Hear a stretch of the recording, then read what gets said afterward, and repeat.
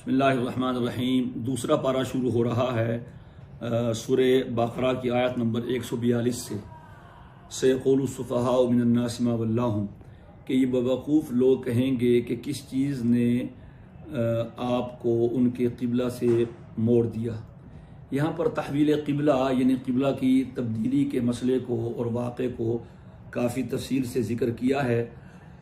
صورتحال یہ تھی کہ نبی کریم صلی اللہ تعالیٰ علیہ وسلم جب مکہ مکرمہ میں تھے تو آپ بیت اللہ شریف کی طرف منہ کر کے نمازیں پڑھتے رہے، اور ہجرت مدینہ منورہ سے کچھ پہلے یا ہجرت مدینہ منورہ کے بعد آپ کو بیت المقدس کی طرف منہ کر کے نماز پڑھنے کا حکم دیا گیا۔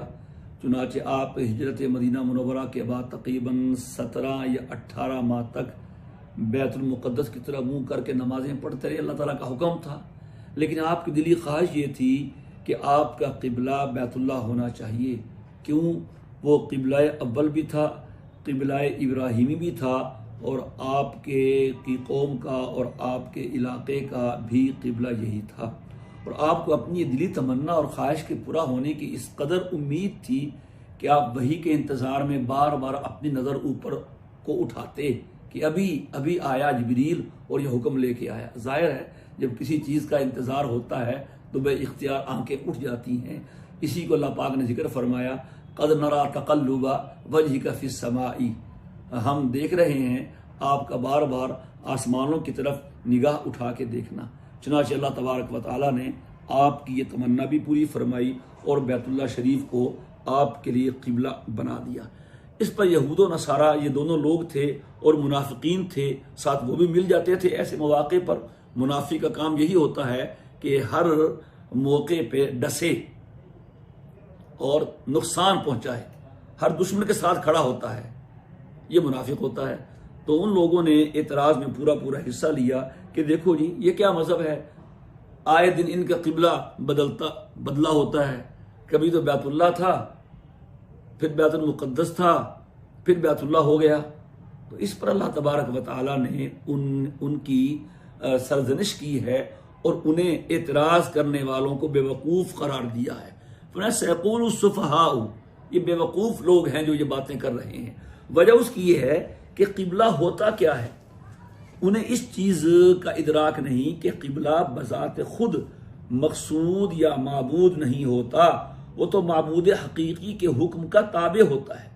اگر اس میں کوئی برتری، کوئی فضیلت ہے تو وہ حکم ربانی کی وجہ سے ہوتی ہے، لہذا اصل چیز اللہ ہے نہ کہ بیت اللہ۔ لہذا اللہ تعالیٰ دیکھنا چاہتا ہے اس حکم کی تبدیلی پر کون اس کے حکم کے آگے سر خم تسلیم کر دیتا ہے۔ تو یہ اللہ تبارک و تعالیٰ نے اس کو بیان کیا ہے اور ان کی سرزنش کی ہے۔ اس سے معلوم ہوا کہ اللہ تبارک و تعالیٰ کے حکموں میں عیب نکالنا یہ مسلمانوں کا شیوہ نہیں ہے، یا تو یہود و نصارہ کا شیوہ ہے یا پھر یہ منافقین کا شیوہ ہے۔ آگے اللہ تعالیٰ نے ان یہود کے بارے میں فرمایا، یعرفونہ کما یعرفون ابناءہم، یہ ایسے کم بخت ہیں کہ یہ اللہ کے نبی صلی اللہ علیہ وسلم کو ایسے پہچانتے ہیں جیسے کہ اپنی بیٹوں کو اور اپنی اولاد کو جانتے ہیں، پہچانتے ہیں، پھر بھی نہیں مانتے۔ تو ایمان کے لیے پہچاننا اور جاننا کافی نہیں ہے، بلکہ ماننا ضروری ہے۔ اس کے بعد پھر اللہ تعالیٰ نے ذکر کے بارے میں فرمایا، فَاذْكُرُونِي أَذْكُرْكُمْ وَاشْكُرُوا لِي وَلَا تَكْفُرُونَ۔ بہت پیاری آیت ہے کہ تم میرا ذکر کرو میں تمہارا ذکر کروں گا، یعنی تم مجھے یاد کرو میں تمہیں یاد کروں گا۔ اس میں کتنی بڑی فضیلت ہے بندے کے لیے جو ایک ذرہ خاک اور ایک قطرہ ناپاک سے زیادہ حیثیت نہیں رکھتا۔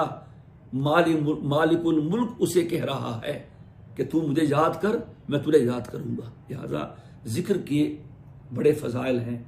آگے اللہ تعالیٰ نے فرمایا کہ تمہیں آزمایا جائے گا، لہذا تم صبر اور نماز کے ذریعے سے مدد طلب کرو۔ آگے اللہ تعالیٰ نے اپنی راہ میں مرنے والوں کے بارے میں اصول بیان فرمایا، وَلَا تَقُولُوا لِمَن يُقْتَلُ فِي سَبِيلِ اللَّهِ أَمْوَاتٌ، جو میرے رستے میں مارے جائیں تم انہیں مردہ نہ کہو۔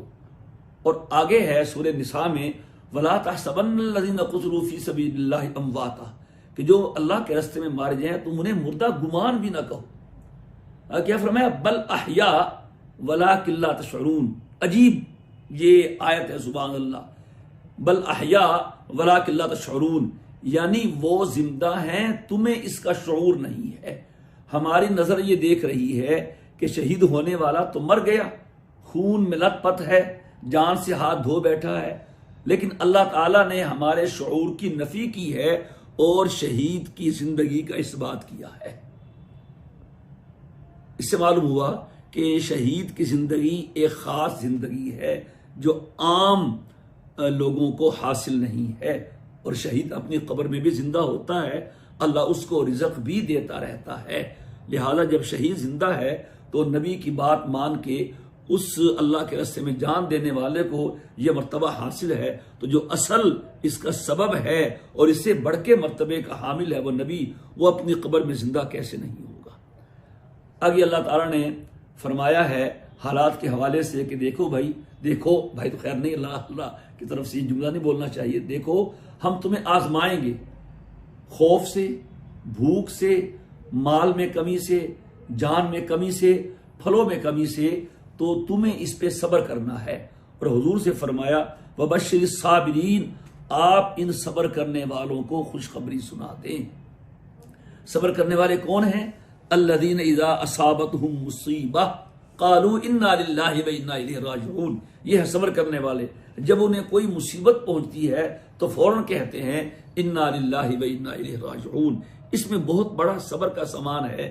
جب تکلیف پہنچتی ہے، سب سے بڑی تکلیف کسی کی جان کی ہوتی ہے کہ فلاں آدمی دنیا سے چلا گیا اور اس نے اپنی جو ہے کہ وہ مر گیا ہے، جان سے ہاتھ دھو بیٹھا ہے، تو اس پہ کہو انا للہ، کہ ہم تو اللہ کے مملوک ہیں، مالک وہ ہے، چلتی مالک کی ہے، مملوک کی نہیں چلتی۔ پھر صدمہ ہوتا ہے، چلو وہ مالک ہے، ہم مملوک ہیں، لیکن جدائی تو ہو گئی، اس جدائی پہ افسوس ہم ہے، کہا نہیں وَإِنَّا إِلَيْهِ راجعون، ہم نے بھی وہیں جانا ہے جہاں وہ چل کے گیا ہے۔ تو اس میں کتنا بڑا صبر ہے۔ پھر اس کے بارے میں اللہ پاک فرماتے ہیں جو صابرین ہیں علیہم صلوات من ربہم رحمہ واولئک هم المہتدون، کہ ان صبر کرنے والوں کے لیے اللہ کی طرف سے رحمتیں اترتی ہیں، برکتیں اترتی ہیں، اور در حقیقت ہدایت والے یہی لوگ ہیں۔ مکہ مکرمہ میں بیت اللہ شریف میں صفا مروہ دو پہاڑیاں ہیں جنہیں اللہ نے اپنی نشانیاں کہا ہے، ابھی بھی ہیں، اور یہاں سعی ہوتی ہے۔ تو جاہلیت میں بھی یہاں لوگ دوڑتے تھے، اسلام لانے کے بعد یہ ایک تردد ہوا صحابہ کو کہ وہ تو جاہلیت کا کام ہے کہ اسلام لانے کے بعد بھی جاری رکھا جائے گا۔ تو اللہ پاک نے فرمایا فمن حج البیت او اعتمر فلا جناح علیہ ان یطوف بہما، جو حج کرے یا عمرہ کرے کوئی حرج نہیں ہے کہ وہ ان کے درمیان دوڑے۔ یعنی سعی اگرچہ جاہلیت سے آ رہی ہے لیکن اس میں حرج محسوس نہ کرو، کوئی حرج نہیں۔ اس کا یہ مطلب نہیں ہے کہ سعی کرنا کوئی واجب نہیں، ضروری نہیں، یہ نفی حرج ہے کہ تمہارے دلوں میں جو حرج پیدا ہو رہا تھا کہ جاہلیت کا یہ ایک طریقہ ہے، ہم اسے کیسے جاری رکھیں، تو اس حرج نفی کر دی اور یہ واجب ہے۔ لہذا جو بھی حج کرے گا یا عمرہ کرے گا تو حج کے لیے بھی مستقل واجب ہے سعی صفا مروہ کے چکر لگانا 7 چکر، اور عمرہ کے لیے بھی مستقل سعی واجب ہے صفا اور مروہ کے 7 چکر لگانا۔ آگے اللہ تبارک و تعالی نے اپنی قدرت کو بیان فرمایا کہ آسمان کو پیدا کرنے میں اور زمین کو پیدا کرنے میں اور رات دن کے آنے جانے میں، اور وہ کشتیاں جو سمندروں میں دریاؤں میں چلتی ہیں، اور پھر آسمان سے جو اللہ بارش اتارتا ہے اور اس بارش سے زندہ مردہ زمین کو زندگی عطا فرما دیتا ہے، اور پھر ہواؤں کو چلاتا ہے اور بادلوں کو چلاتا ہے، اور جو آسمان زمین کے درمیان معلق مسخر ہیں لآیات لقوم یعقلون، ان تمام چیزوں میں نشانیاں ہیں عقل والوں کے لیے۔ انہیں چاہیے کہ آسمان اور زمین کی تخلیق میں، بارشوں کے اترنے میں، اور دریاؤں میں کشتیوں کے سفر کرنے میں، رات دن کے آنے جانے میں غور تو کریں کہ ایسا سسٹم ہے۔ ہماری ہر چیز میں فرق آ جاتا ہے، ٹرین وقت پہ نہیں پہنچتی، پلین وقت پہ نہیں پہنچتا، گاڑیاں وقت پہ نہیں پہنچتی، ہمارے بڑے بڑے پروگرام ہم بڑے منظم طریقے سے کرتے ہیں، پھر بھی وہ وقت پہ نہ شروع ہوتے ہیں نہ ختم ہوتے ہیں۔ اس کا نظام کب سے شروع ہے؟ رات دن کا نظام جو ہے وہ اسی وقت پہ رات آتی ہے جب طے شدہ پروگرام ہوتا ہے، اس میں ایک سیکنڈ کا فرق بھی نہیں آتا۔ تو اس میں تم غور کرو گے، تمہیں اس کے پیچھے اللہ تعالیٰ کی قدرت کار فرما نظر آئے گی۔ پھر اللہ تعالیٰ نے شرک کی رد میں فرمایا کہ مشرک لوگ جو ہیں یہ اپنے بتوں سے یوں محبت کرتے ہیں جیسے کہ اللہ سے محبت کرنی چاہیے، اور بے وقوفو، محبت اللہ سے ہونی چاہیے، بتوں سے نہیں ہونی چاہیے۔ اور ایمان والوں کی تعریف فرمائی، والذین آمنوا اشد حبا للہ، ایمان والے وہ ہیں کہ جنہیں اللہ سے سب سے زیادہ بڑھ کے محبت ہوتی ہے۔ صوفیاء کرام نے اسی آیت کو عشق خداوندی کے بارے میں ذکر کیا ہے کہ اس آیت سے ثابت ہوا اشد حب، جب محبت بڑھتی ہے تو وہ عشق بن جاتا ہے۔ تو عشق اللہ کا ہو یا اللہ کے رسول کا ہو، وہ مسلمان کو ہونا چاہیے، اور اس آیت سے وہی ثابت ہو رہا ہے۔ اللہ تبارک و تعالی نے ان لوگوں کے بارے میں پھر فرمایا جو کافر ہیں کہ وہ ایسے ہی ہیں کہ وہ سم بکم عمی فہم لا یعقلون، حالانکہ وہ سنتے تو تھے، اندھے کہا، بہرے کہا، گونگے کہا، حالانکہ وہ بولتے بھی تھے اور وہ سنتے بھی تھے اور وہ دیکھتے بھی تھے، چونکہ ان کا سننا بے فائدہ تھا، سماع نافع نہیں تھا، ان کا دیکھنا بے سود تھا، وہ دیکھنے سے عبرت حاصل نہیں کرتے تھے، اور ان کا بولنا بے فائدہ تھا، تو انہیں اندھے، گونگے اور بہرے کہا ہے۔ تو جو آدمی حق سننے سے گونگا ہو، حق کہنے سے گونگا ہو، حق سننے سے بہرا ہو، حق دیکھنے سے اندھا ہو، تو وہ حقیقت میں بہرا، گونگا اور اندھا ہی ہوتا ہے۔ آگے اللہ تبارک و تعالیٰ نے محرمات کو بیان فرمایا، مردار کو حرام کیا، خون کو جو رگوں میں دوڑتا ہے، دم مسفوح، یہ حرام ہے، اور خنزیر حرام ہے، اور جو اللہ کے علاوہ کے لیے ذبح کیا جائے۔ آج پوری دنیا میں خنزیر کھایا جا رہا ہے، یہ یہودی جو ہیں، یہ نصرانی جو ہیں، اہل کتاب جو ہیں، حالانکہ ان کم بختوں کی کتابوں میں بھی خنزیر کو حرام قرار دیا گیا ہے، اور کسی بھی ملت میں، کسی بھی کتاب میں، کسی بھی قوم کے لیے کبھی بھی خنزیر حلال نہیں رہا۔ اور آج یہ بڑے مزے لے لے کر یہ ظالم سور کھا رہے ہوتے ہیں۔ سور ایسے ہی حرام ہے جیسا کہ مردار حرام ہے، اور مردار ایسے ہی حرام ہے جیسے کہ گوں حرام ہے۔ یہ سارے محرمات میں سے ہیں۔ ہاں، جو آدمی مجبور ہو جائے، جان جانے کا خطرہ ہو، تو بوقت ضرورت اور بقدر ضرورت وہ حرام کھا کے جان بچا سکتا ہے، لیکن غیر باغن ولا عادن، نہ تو اس کا عادی ہو اور نہ تجاوز کرنے والا ہو، زندگی بچانے کے لیے بس وہ کھا سکتا ہے، جب زندگی بچ گئی اس کے بعد زیادہ نہیں کھا سکتا۔ یہ مجبوری کا حکم ہے۔ پھر اللہ تعالیٰ نے انہی اہل کتاب کی مذمت فرمائی ہے کہ ہم نے جو آیات دی تھیں یہ انہیں چھپاتے ہیں، اور اس کے بدلے میں دنیا کا تھوڑا سا سمن لے رہے ہیں۔ اس سے یہ معلوم نہیں ہوتا کہ زیادہ لیں تو پھر درست ہے۔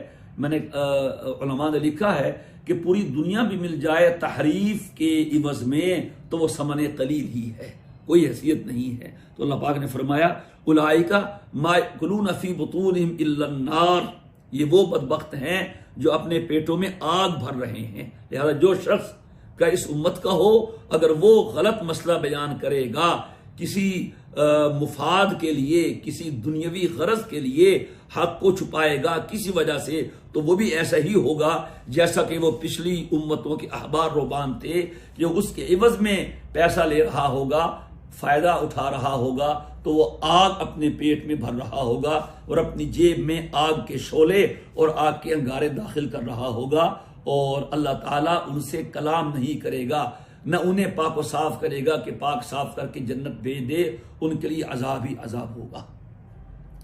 آگے اللہ تبارک و تعالیٰ نے ابواب بر کو بیان فرمایا، نیکی کے ابواب کو۔ پہلے بات گزری تھی تحویل قبلہ کے بارے میں کہ قبلہ بدل گیا، بڑا ظلم ہو گیا، بڑا گناہ ہو گیا، نیکی یہی تھی کہ قبلہ باقی رہتا۔ تو اللہ تعالیٰ فرماتے ہیں لیس البر ان تولوا وجوہکم قبل المشرق والمغرب، کہ دیکھو چہروں کو پھیرنا یا چہروں کو کہیں ٹکا کے رکھنا یہ نیکی نہیں ہے. تم چہرہ پھیر لو مشرق کی طرف، مغرب کی طرف، بیت اللہ کی طرف، بیت المقدس کی طرف، بیت الحم کی طرف، یہ نیکی نہیں ہے. نیکی کیا ہے؟ وَلَٰكِنَّ الْبِرَّ مَنْ آمَنَ بِاللَّهِ وَالْيَوْمِ الْآخِرِ وَالْمَلَائِكَةِ وَالْكِتَابِ وَالنَّبِيِّينَ وَآتَى الْمَالَ عَلَىٰ حُبِّهِ ذَوِي الْقُرْبَىٰ وَالْيَتَامَىٰ وَالْمَسَاكِينَ وَابْنِ السَّبِيلِ وَالسَّائِلِينَ وَفِي الرِّقَابِ وَأَقَامَ الصَّلَاةَ وَآتَى الزَّكَاةَ وَالْمُوفُونَ بِعَهْدِهِمْ إِذَا عَاهَدُوا وَالصَّابِرِينَ فِي الْبَأْسَاءِ وَالضَّرَّاءِ وَحِينَ الْبَأْسِ اولئک الذین صدقوا واولئک هم المتقون. سبحان اللہ. اللہ پاک اس آیت میں بر یعنی نیکی کے تمام ابواب کو ذکر فرما دیا ہے اور اس کی نفی کر دی ہے کہ صرف قبلہ رو ہو جانا یہی نیکی ہے، ایسا نہیں. نیکی تو یہ ہے من آمن باللہ والیوم الآخر والملائکہ والکتاب والنبیین. اس میں عقائد کو بیان کیا کہ نیک وہ آدمی ہے جس کا عقیدہ درست ہے، جس کے عقیدے میں کجی ہے، وہ کچھ بھی کرتا ہو وہ نیک نہیں ہو سکتا. پھر دوسرا نیک وہ ہے جو اپنا مال دے علی حبہ، مال کی محبت کے باوجود یا اللہ کی محبت کی وجہ سے کسے دے؟ رشتہ داروں کو، یتیموں کو، مسکینوں کو، مسافر کو، مانگنے والوں کو اور غلاموں کی گردنوں کے چھڑانے میں. تو یہ مالی معاملات کو بیان کر دیا. آگے عبادات کو اقام الصلاۃ آت الزکاۃ، نماز پڑھے زکوٰۃ دے، اس میں ارکان کو بیان کر دیا. والموفون بعہدہم اذا عاہدوا، اس میں معاملات کو بیان کر دیا. جب آپس میں کوئی معاہدہ کریں، ایگریمنٹ کریں، کاروبار کا، معاملے کا، لین دین کا، اس پہ پورا اتریں، یہ بھی یہ نیکی کا حصہ ہے. اور والصابرین فی البأساء والضراء، صبر کرنے والے تنگ دستی میں اور پریشانی کی، نقصان کی حالت میں. دیکھیے پہلے سب مرفوع ہیں، والموفون بعہدہم، ٹھیک ہے، اور یہاں پر صابرین منصوب ہے. طلباء علماء کرام جانتے ہیں کہ اس کو منصوب کیے ہے صابرین، یہ مخصوص بالمدح ہے، یعنی اخص بالذکر الصابرین. جیسے اردو میں خاص طور پہ ذکر کرنا چاہوں گا صبر کرنے والوں کا، کہ صبر کرنے والے زیادہ اہم لوگ ہیں جو ہر حال میں اللہ کا صبر کرتے ہیں. صبر کی تین قسمیں ہوتی ہیں، ایک صبر علی الطاعۃ، ایک صبر علی المصیبہ، اور ایک صبر علی المعصیہ. نیکی پہ پختہ رہنا، صبر کرنا. روزہ آ رہا ہے، صبر کا مہینہ ہے. اور صبر برائی سے ہٹنا، معصیت سے صبر کرنا، معصیت کو چھوڑ دینا. اور صبر علی المصیبہ، خدا نہ خواستہ کوئی تکلیف مصیبت آئے اس پہ صبر کرنا. عام طور پہ صبر کا ایک ہی معنی ہوتا ہے کہ نہیں کوئی تکلیف آئے صبر کرو صبر کرو، وہ صبر کا ایک حصہ ہے، مکمل صبر نہیں ہے. اور صبر جو ہے وہ مصیبت کے شروع میں ہوتا ہے. ایک حدیث میں ہے فرمایا کہ الصبر عند صدمۃ الاولی، کہ جو ہی صدمہ آئے اس کے وقت صبر ہوتا ہے. اس وقت رونا دھونا کر لیا جائے اور بعد میں کہ ہم صبر کرتے ہیں تو یہ صبر نہیں ہے. فرمایا وحین الباس، اور جہاد کے وقت میں، دشمن سے لڑنے کے وقت میں صبر ہوتا ہے. فرمایا یہی لوگ سچے ہیں اور یہی متقون ہیں. آگے اللہ پاک نے قصاص کو بیان فرمایا کہ قتل میں تمہارے اندر برابری واجب کی گئی ہے. آزاد کے بدلے میں، غلام کے بدلے میں، عورت کے بدلے میں، یعنی کہ قتل کیا جائے گا. اس میں کوئی فرق نہیں ہوگا. کسی مرد نے عورت کو قتل کیا تو مرد عورت کے بدلے میں قتل. جاہلیت میں بڑے برے طریقے تھے کہ جی فلاں کو مار دیں، یہ تو ہمارا سردار ہے، اس کے بدلے میں غلام کو مار دیں، فلاں کر دیں. تو نہیں، سب میں برابری ہوگی. آگے فرمایا وَلَكُمْ فِي الْقِصَاصِ حَيَاةٌ يَا أُولِي الْأَلْبَابِ، کہ تمہارے اندر قصاص میں بہت بڑی زندگی ہے. قصاص کا بدلہ قتل کے بدلے میں قتل، یعنی تم اگر کسی قاتل کو قتل کرو تو تم اسے قتل نہیں کر رہے، تم معاشرے کو زندگی فراہم کر رہے ہو. آج جو قتل و غارت کا دورہ ہے، آئے روز انسانیت قتل ہو رہی ہے، اس کی وجہ یہ بھی ہے کہ قاتل کو سزا نہیں ملتی. تو قرآن کریم نے کی آیت اس میں بہت بڑی مشعل راہ ہے اور بہت بڑا سبق دے رہی ہے.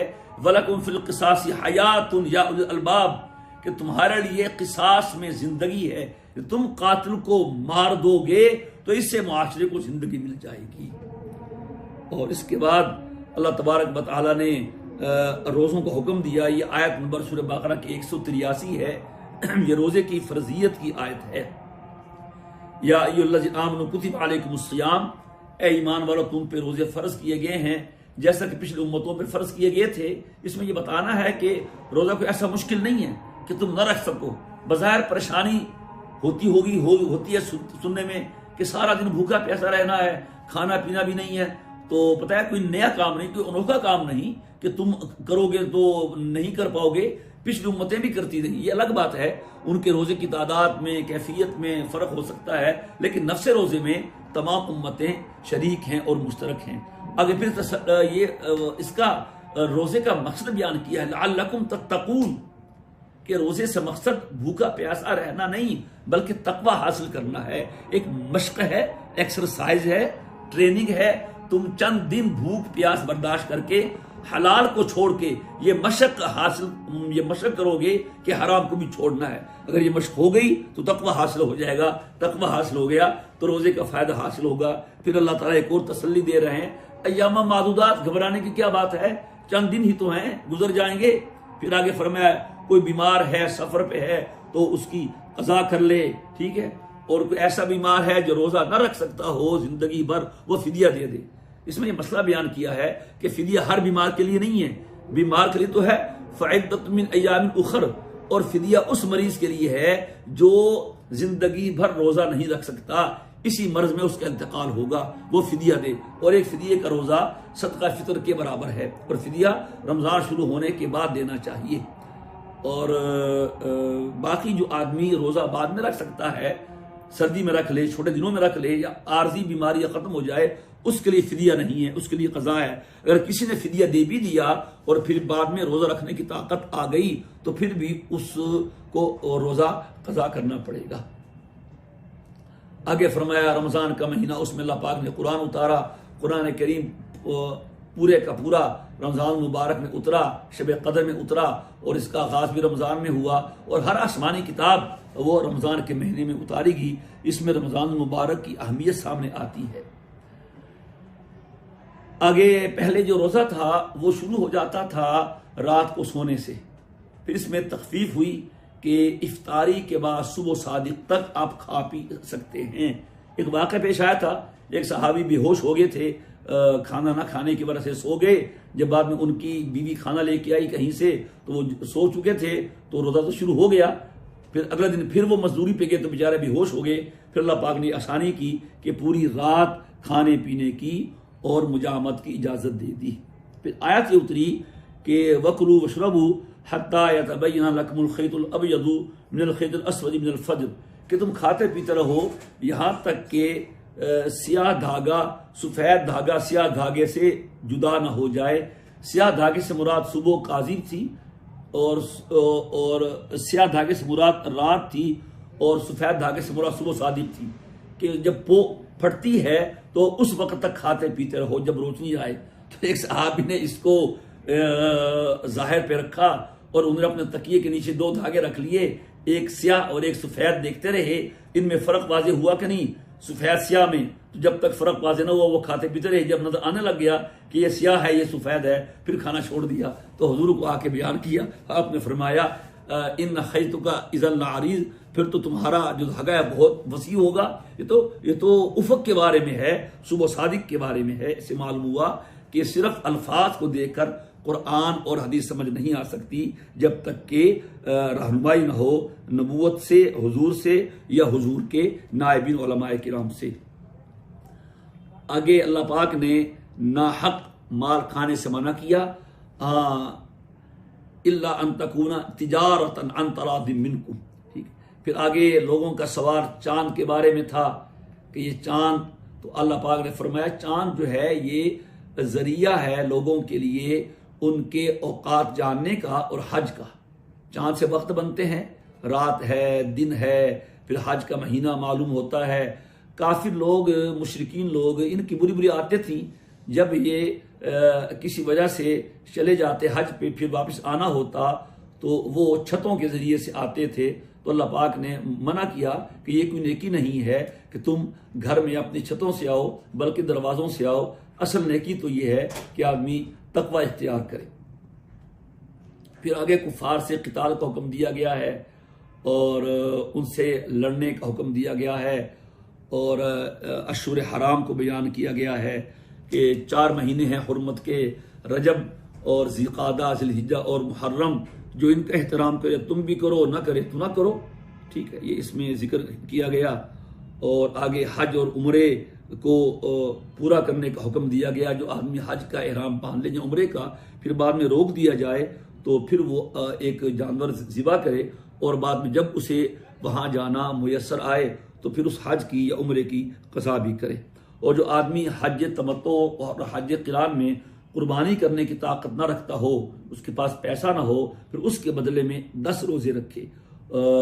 جو 7 روزے ہیں وہ تو حج کے ایام میں رکھے.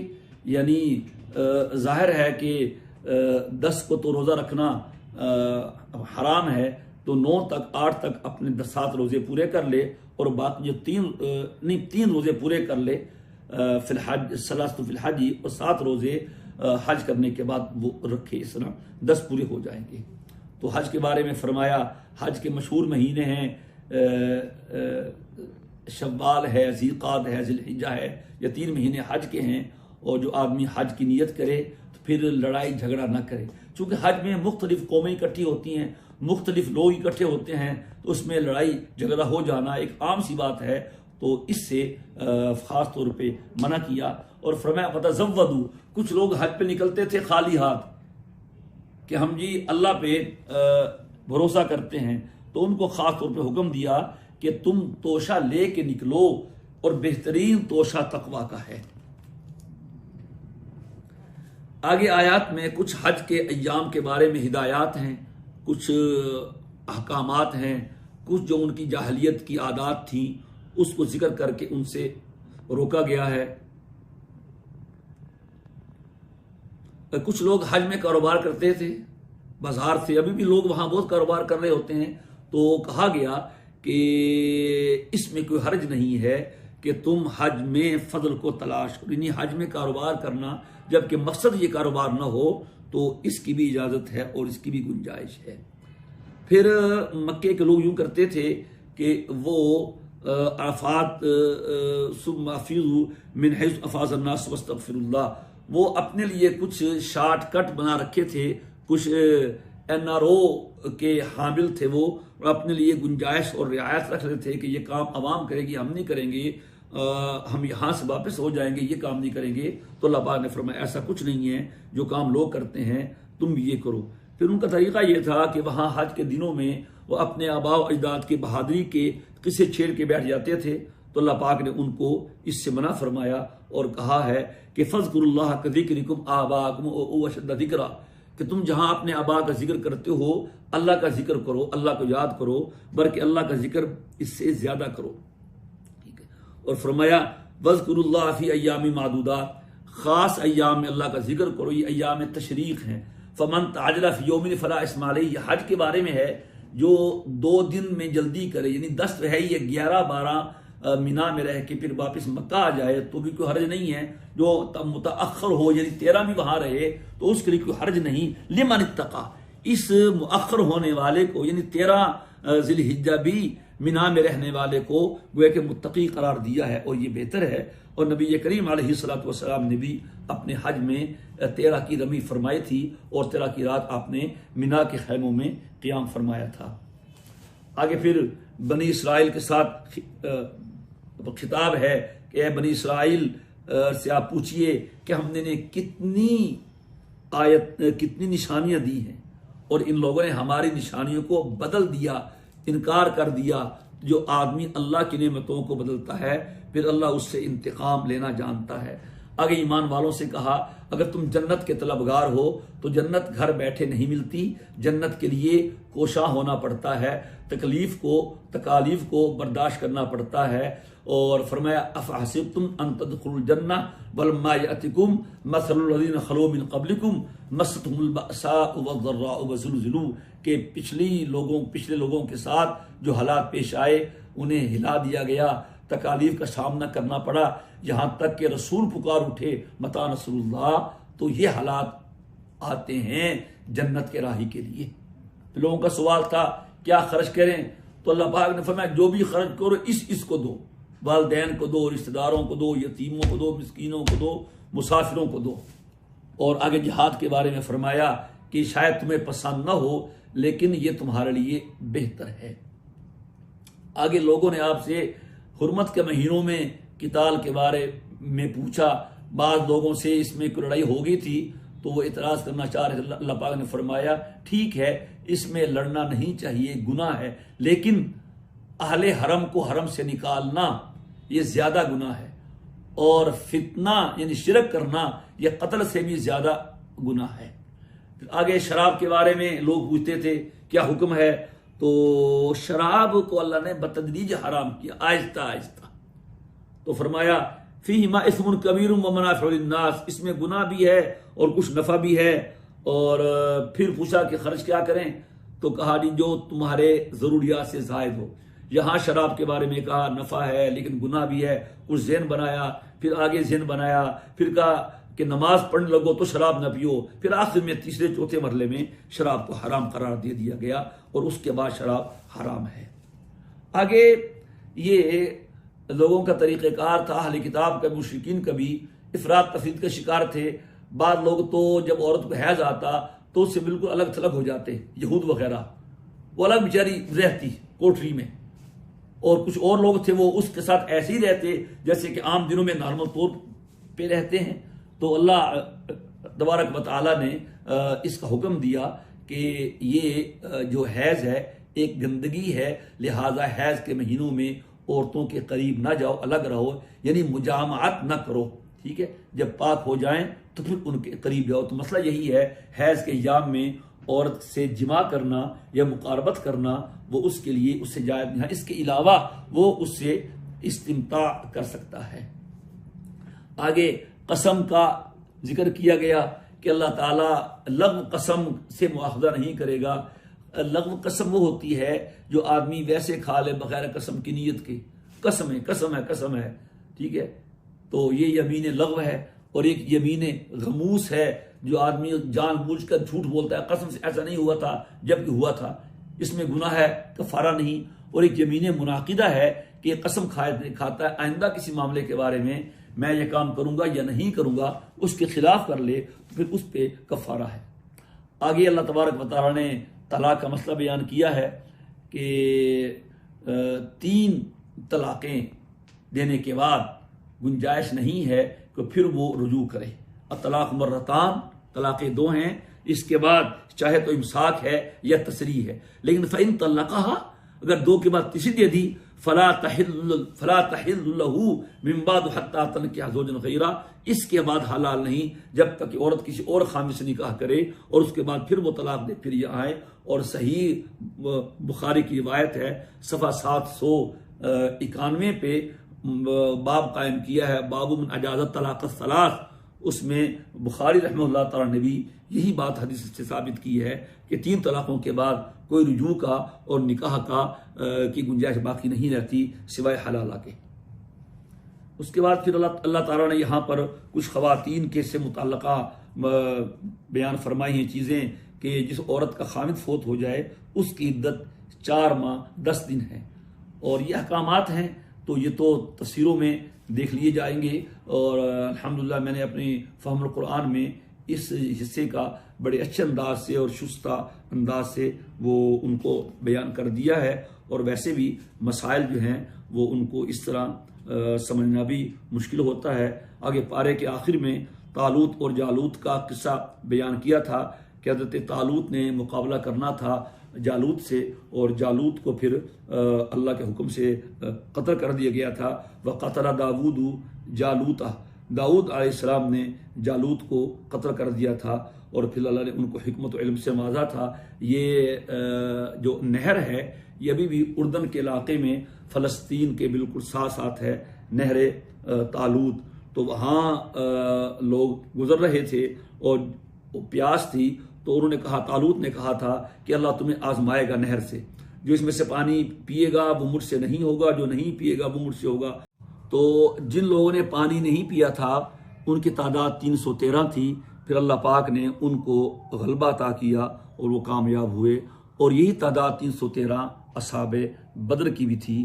اسی پہ اللہ تعالیٰ نے اس دوسرے پارے کو ختم فرمایا، تلک آیت اللہ نتلوہا علیک بالحق وانک لمن المرسلین۔ یہ اللہ تعالیٰ کی آیات ہیں، اس کی نشانیاں ہیں، اس کے احکامات ہیں، ہم آپ پر حق طریقے سے تلاوت کر رہے ہیں، اور یقینی بات ہے کہ آپ رسولوں میں سے ہیں۔ وآخر دعوانا ان الحمد